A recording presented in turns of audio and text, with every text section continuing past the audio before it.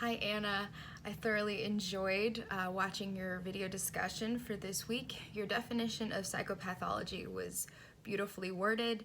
I really enjoyed the fact that you talked about neuropsychology and you mentioned how God created the intricacies of our brain, and I just really enjoyed that.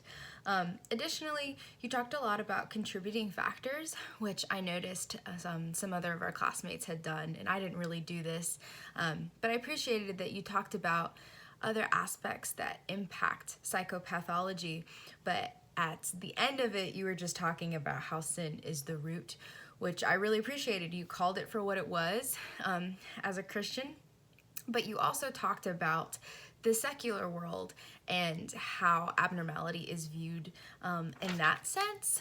You mentioned how much variance there can be in the secular realm, which I completely agree with. And that's why I appreciate when our field of psychology and counseling makes moves that are more inclusive.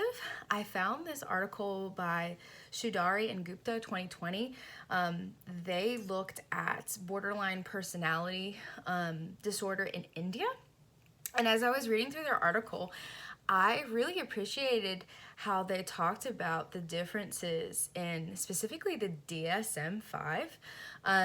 This is a direct quote from them, but they write, previously mental disorders have persistently been reduced to symptoms list without considering any contextual information. That was Shudari and Gupta 2020. But then later on, they go to talk about how the current DSM-5 has been more inclusive with cultural considerations, which has been really interesting to see how our field has progressed.